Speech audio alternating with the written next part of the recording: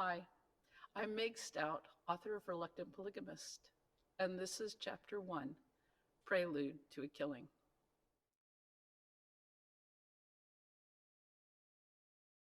On the evening of March 31st, 1844, Joseph Smith reportedly crouched in a skiff floating on the Mississippi River. Upstream stood a brick structure belonging to William Law, former assistant president in the church Joseph had founded. According to Joseph's informants, the brick building was filled to bursting with hundreds of men ready to swear an oath to kill. Joseph's informants were two youths, Denison Harris and Robert Scott. They had been invited to the first of the seditious meetings. Prompted by Denison's uncle, Emer Harris, the two young men told Joseph Smith of the invitation. Joseph cautioned Emer to avoid the meetings, predicting the conspirators would kill Emer if they determined he was not a full sympathizer. Denison and Robert, however, were young. They would not be scrutinized as thoroughly as the older men. Joseph asked that the young men attend the meeting, pay strict attention to what was said, make no commitments, and report the entire matter back to him. In the first meeting, the leaders denounced Joseph Smith. He was head of the church, mayor of Nauvoo, lieutenant general of the Nauvoo Legion, and recently announced candidate for the presidency of the United States. Beyond the unusual concentration of power that resided in Joseph, there were stories that Joseph had secretly married several young women. Those assembled argued that Joseph must be overthrown, and they proceeded to organize for the conspiracy. By the end of the second meeting, the conspirators began to say that Joseph would have to be killed. Reporting this to Joseph, Robert and Denison discussed what they should do about the third meeting. If the young men failed to show up, it seems they feared the conspirators would kill them for what they had already heard. If they did attend, they would be pressed to be part of the planned murder.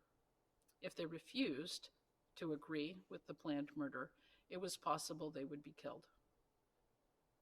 Joseph hoped the conspirators would spare the young men because they were so young, but he counseled them, "Don't flinch. If you have to die, die like men. You will be martyrs to the cause, and your crowns can be no greater.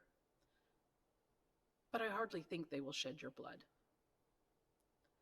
The evening of the third meeting, Joseph and a bodyguard waited nearby on the river in the skiff. Despite Joseph's earlier assurances, he may well have feared that the young men could be killed. If so, the conspirators would likely take the bodies to where the river ran close, behind William Law's large brick building. Joseph stood ready to rescue the young men if possible.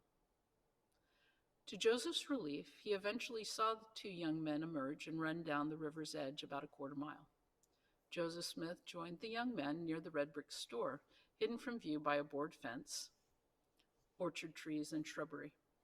In the chill of the late March evening, Denison and Robert recounted what had occurred. As anticipated, the hundreds who attended the third meeting were asked to swear a solemn oath to destroy Joseph Smith. Robert and Denison reported that they had evaded the matter as long as possible. When they could delay no longer, they refused, saying Joseph had never harmed them and they were unwilling to participate in killing him.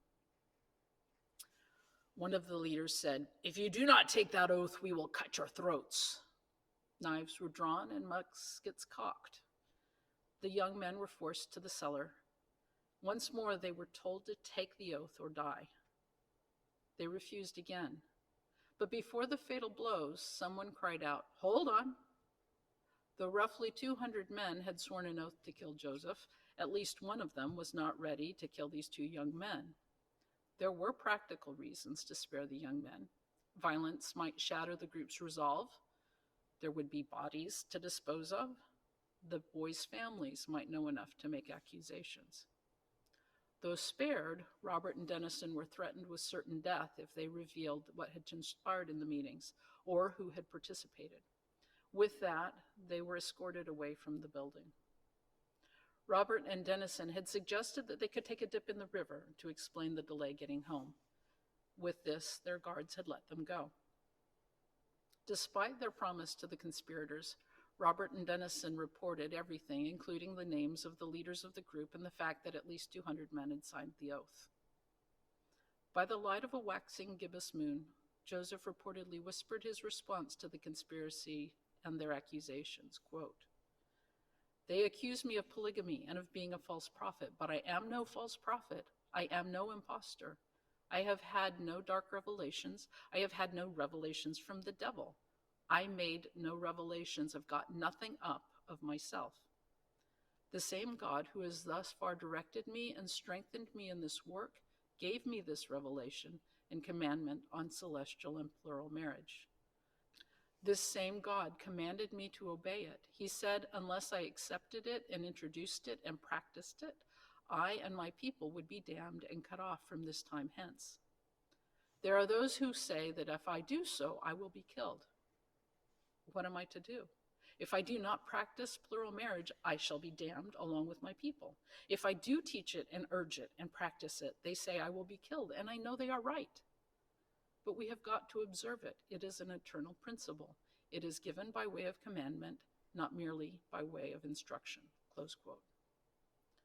Before letting the young men go, Joseph counseled them not to speak of this to anyone, not even their own fathers, for 20 years or more. Denison Harris would keep the secret regarding the conspiracy for decades. There is no record suggesting Robert Scott ever told the tale. In 3 months, Joseph would be dead, shot by a mob of over 100 men, many with blackened faces to hide their identities. Yet those who picked up the baton of leadership from Joseph would continue undeterred. Joseph's successor, Brigham Young, a widower, would publicly proclaim plural marriage a central tenet of the faith. Yet the number of polygamists was never more than a minority of all Mormon men. The norm for Mormon families became celestial marriage, which unites a wife and her children to her husband for all eternity, regardless of whether the man had ever previously been married. The tension evident in the months prior to Joseph's death would expand, eventually provoking extreme national opposition to the saints and their polygamous lifestyle. Then, during the lifetime of Joseph's contemporaries, plural marriage was put aside with the manifestos of 1890 and 1904. For the modern student seeking understanding over 100 years after the manifestos, the origins and purposes of plural marriage are a murky matter provoking titillation, disgust, outrage, and disbelief. Despite this troubling past, the modern church continues to thrive, even as some other Christian denominations have gone into decline. Yet, for many, the secretive past regarding plural marriage festers like a wound, denied the light and air that might allow it to heal. This book attempts to shed light on this troublesome subject, airing out a space in history and doctrine that has been kept dark and closed. If you're still here, I wanted to explain why this chapter is at the beginning of the book.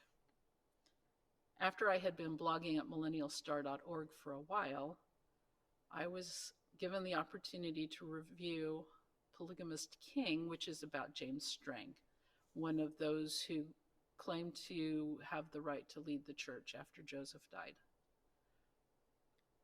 And as I interviewed the author, he was explaining what he'd done with his book and why he was interested.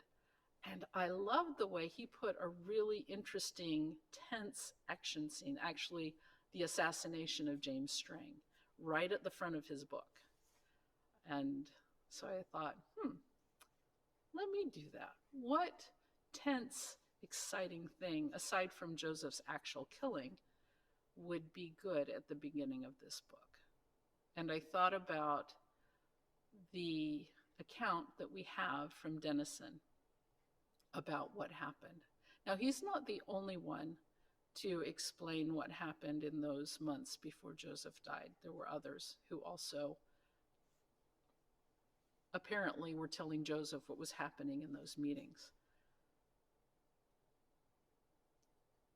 But I was particularly drawn to aspects of the story the young men told, because the resonance between what they say and what is recorded by others allows us to fix the date of the 3 meetings, the conspiracies. but that's in a later chapter. Have fun. See you later.